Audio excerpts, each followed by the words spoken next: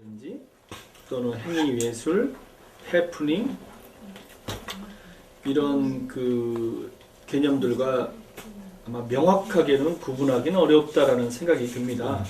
지금 와서 이제 개념적 작업들로 이제 우리가 이제 묻게 돼서 이렇게 묶이지만 사실 지금 하시는 작업을 다른 개념으로 즉 해프닝이나 아니면 이제 다른 개념으로 충분히 읽을 수 있는 지점이 있고요. 근데 이제 흥미로운 거는 이건영 선생님이나 아니면 이제 다른 분들 가서도 이제 대화를 하다 보니까 이제 여기서 제가 또 발견을 했는데 이벤트 로지컬 이런 개념들을 선생님들께서 이제 사용하셨더라고요. 이때 당시에 이제 이벤트라는 개념을 어떻게 이제 사용하신 건지. 일단은 먼저 이건영 선생님이 그런 거에 대한 변명을 해야 될 것 같고 네네. 먼저 사용을 했기 때문에 네네. 또 그 당시에 이루어지고 있었던 일련의 행위들을 이벤트라고 또 했어요. 일반적으로 범칭. 네. 범칭. 특별한 무슨 개념이 있어서 이벤트라고 했다기보다는 그 당시에 이루어지고 있던 일련의 행위의 경향들에 대해서 일반적으로 이벤트라고 했고요. 구체적으로는 단순 행위에 대해서 이벤트라는 명칭을 붙였고요. 붙일 수가 있겠고,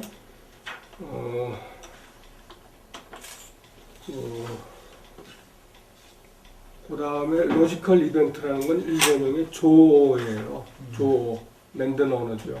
그래서 이제 그런 거에 대해서 좀 갈등이 좀 있었어요. 이 로지컬이라는 말을 네네. 꼭 붙여야 되느냐, 붙이지 말아야 되느냐. 근데 사실 로지컬이라는 말이 상당히 의심스러운 언어거든요. 그게 형이상학적인, 서구어의 형이상학적인 흐름으로 봤을 때 상당히 좀 순수 논리학을 제외한 그 논리라는 개념 자체가 조금 애매하기도 하고, 근데 이제 이건영은 그걸 주장을 해서 이제 그렇게 그럼 하자. 해서 이제 로지컬 이벤트가 됐는데, 로지컬이라는 말 자체가 상당히 좀 이중적 의미가 있어요. 네. 그때 당시로 봤을 때는.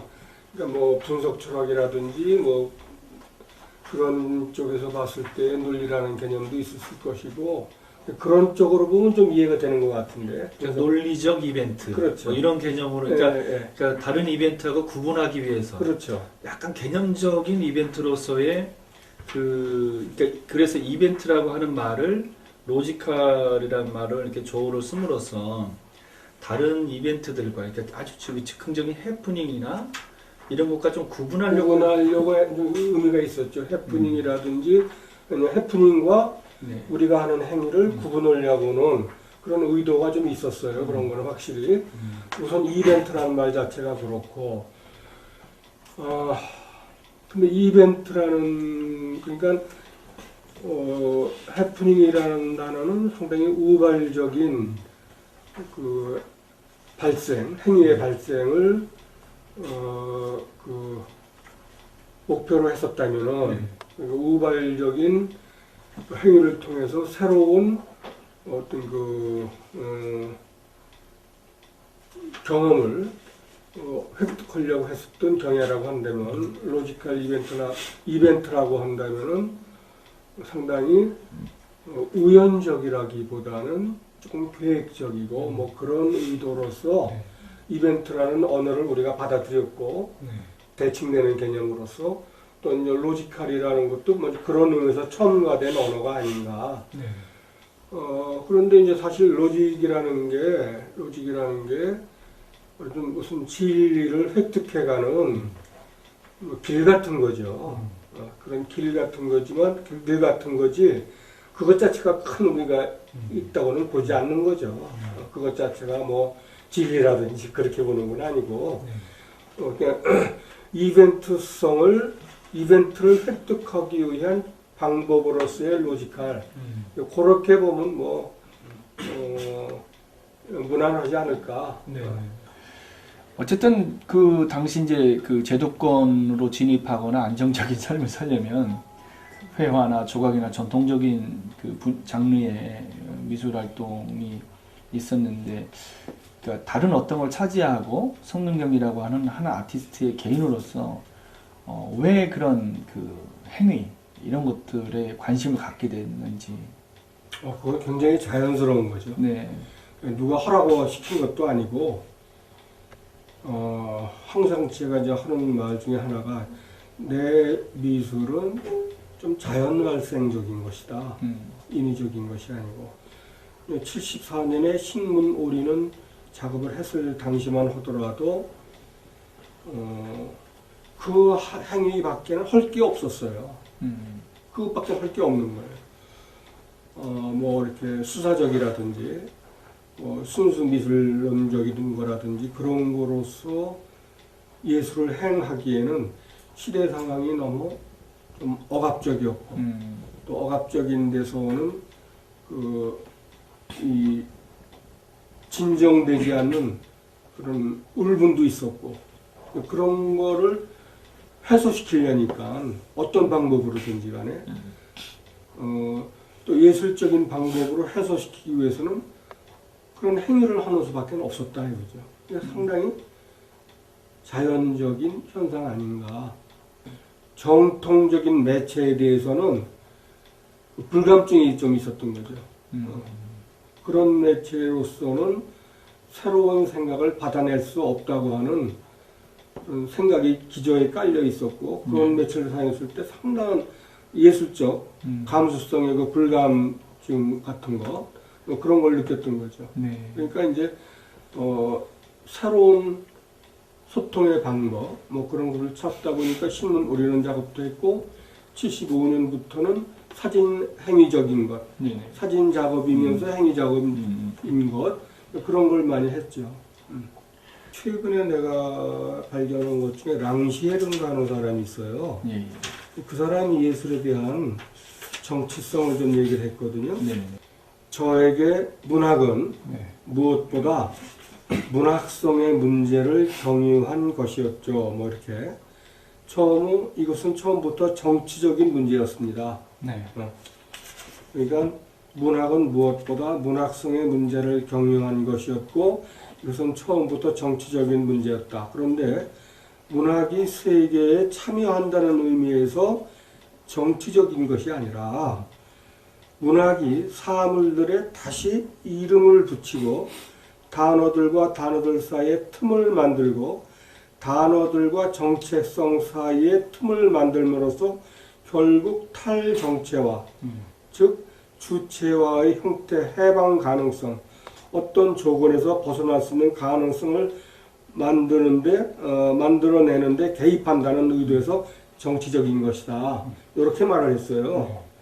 그러니까 사물들에 다시 이름을 붙이고 단어들과 사물들 사이에 틈을 만들고 단어들과 정체성 사이에 틈을 만들면서 결국 탈정체화, 정치화가 아니라 탈정체화, 고여있는 상태에서 개방적인 상태로 만들어준다는 점에서 이제 그 정치적이다. 그랬는데, 이런 의미는 좀 우리가 심각하게 한번 생각해 볼 만도 하고, 또 사실 동의를 해요.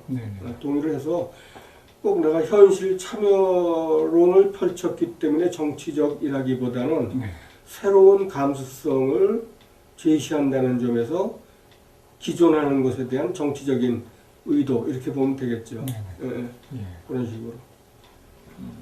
개념미술이라는 것 자체가 상당히 좀 정치적인 데가 있어요. 있는 게.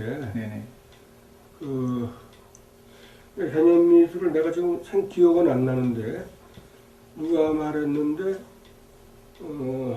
아주 변혁적인 의도가 있다는 점에서 모더니즘의 막내가 개념미술이다 이거예요. 그러니까 개념미술에는 태생적으로 약간 그 변혁적인 의도가 개입되어 있는 거죠. 그런 점에서 정치적이고. 단 조심해야 될 거는 컨셉셔널 그게 개념적인 미술과 예술과 슈얼리즘. 컨셉추얼리즘은 다른 것이다. 다른 거로 봐야 네. 되는 거죠. 예. 그거를 우리나라 사람들이 굉장히 혼동하고 있어요. 그렇죠. 마침 그 영어로 refi라는 게 있어요. refy, 예.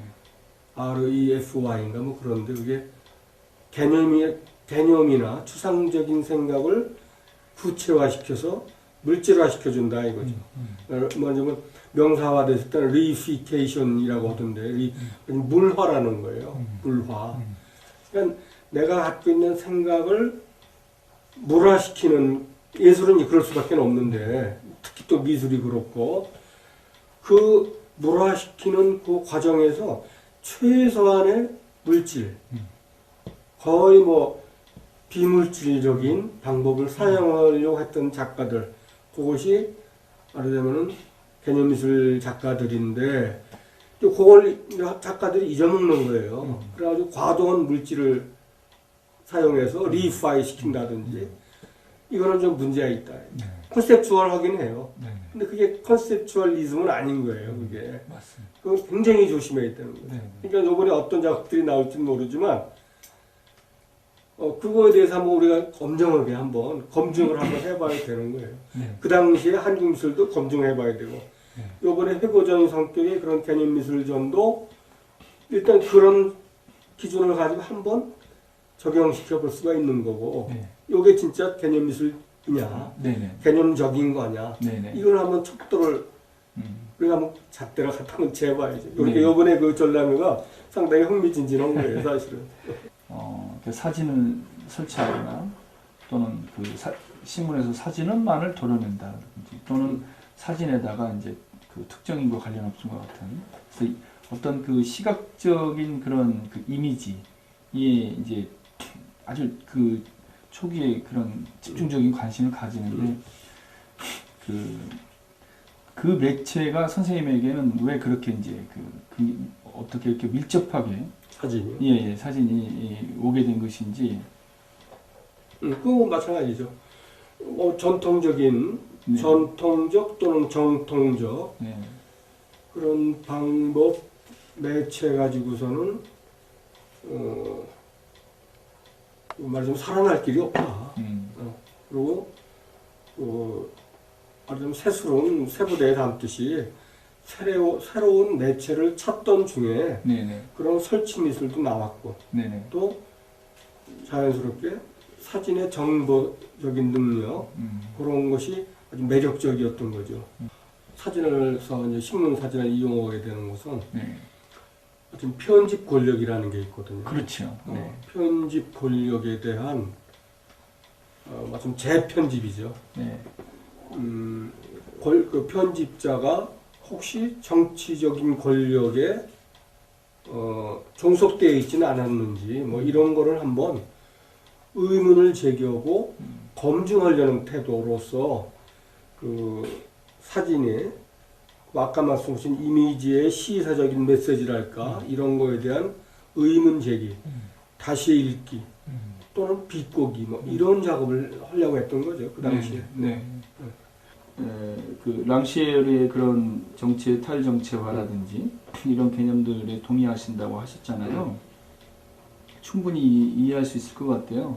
굉장히 논리적인 것들에 대한 또 비논리성 이런 것들에 대해서도 아마 긍정하실 것 같고 그럼에도 불구하고 선생님 제가 여기 와서 이제 느끼는 걸 보면 정말 집요한 그 책 읽기라고 할까 이런 이제 아까 그 보셨던 선생님께서 보여주셨던 선생님의 메모라든지 그래서 비망록 예 그런 일종의 그 아포리즘의 결정판이라고 할 수 있는 저런 이제 노트를 보여주셨는데 왜 그런 개념들을 끊임없이 집요하게 자기화하고 또 이제 뭐 순간순간 또 뱉어내기도 하겠지요. 뭐 그렇죠. 예 인용도 하고. 예 인용도 하고 왜 그 레퍼런스들 사이에 자기를 두고 있는가?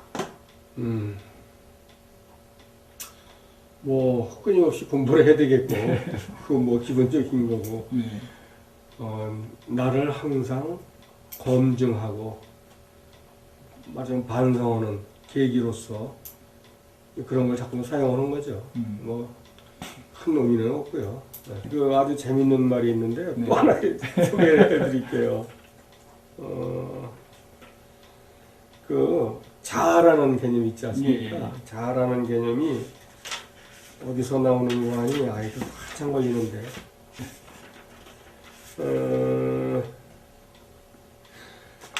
그러니까 자아라는 건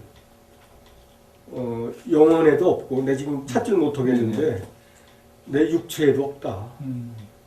내 육체에도 자아라는 건 없고 내 영혼에도 자아라는 건 없다. 단 습득되어지는 거다. 교육받는 것이다. 그게 자아 아니겠느냐. 자, 그런 말을 누가 했는데 그렇다면은 자아라는 것은 선천적으로 주어지는 것이라기보다는 여전히 계속해서 편집되는 거고 교육받는 거고 아주 각주 같은 거 날아가는 거. 그런 셈이죠. 네. 네. 그래서 뭐 그런 거를 보여주는 하나의 이런 거는 신뢰가 되겠죠. 네네네. 끊임없이 나를 각주시키고 네네. 뭐 이렇게 비망시키고 뭐 그러는 거. 시놉시스는 그는 회색이에요. 행위는 연두색이고 그 차이예요. 그러니까 악보와 그 연주와의 관계 같은 거. 네. 그런 거죠. 그래서 매일 똑같은 걸 해도 똑같은 거지만 그걸 기록을 해요. 이제 그때부터는 네. 90년대부터는. 그러니까 한번 하기 전에 내 생각을 한번 정리해보는.